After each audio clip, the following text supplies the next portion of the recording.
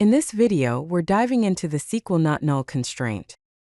This constraint is all about ensuring that specific columns in your database tables always contain a value. It's a fundamental concept for maintaining data integrity. Let's see how it works. Before we talk about the not null constraint, it's important to understand what null is in the context of SQL.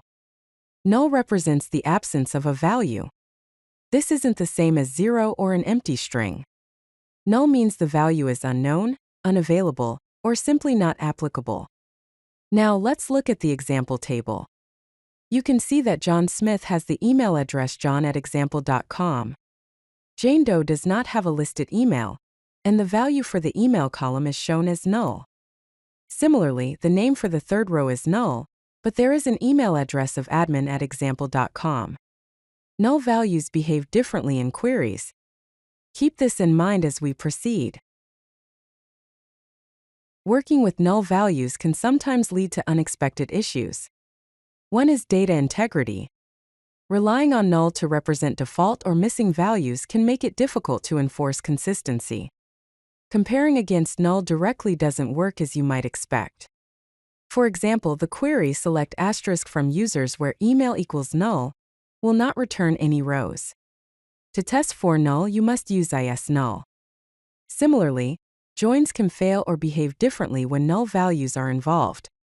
So to summarize, null values can be problematic because they can lead to data integrity issues, unexpected query results, joins failing, and comparison operators not working as expected.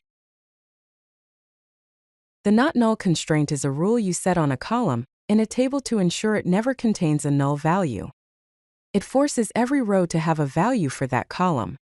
If you try to insert a new row or update an existing row with a null value in a not null column, the database will reject the operation and an error will be thrown.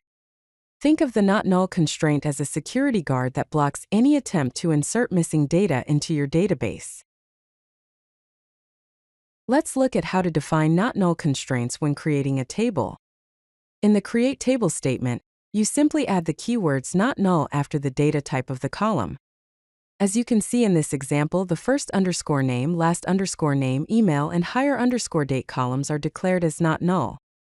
This ensures that these fields cannot be left empty. The phone and salary columns are not defined as not null, so they can contain null values.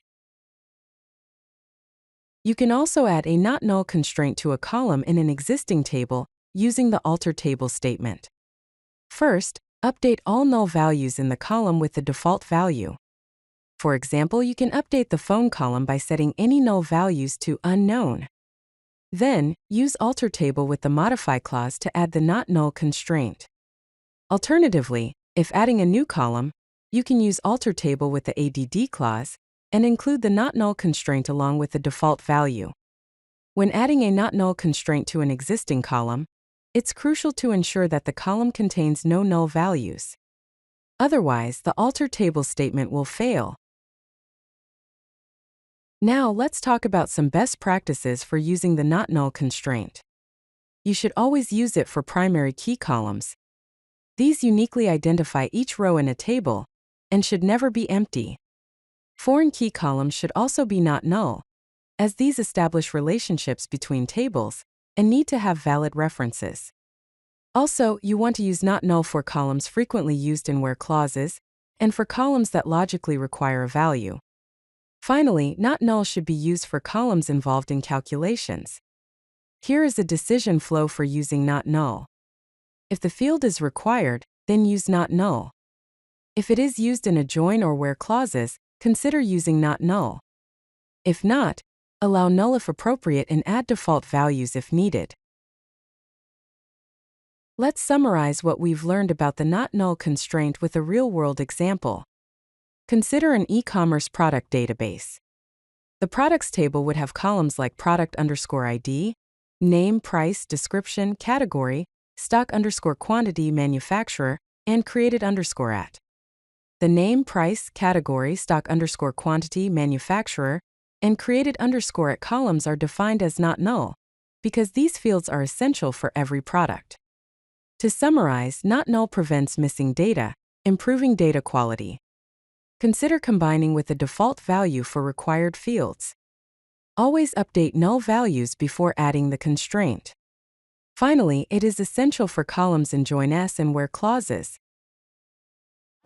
If you like this video, hit that like button and don't forget to subscribe. Visit codelucky.com for more such useful content.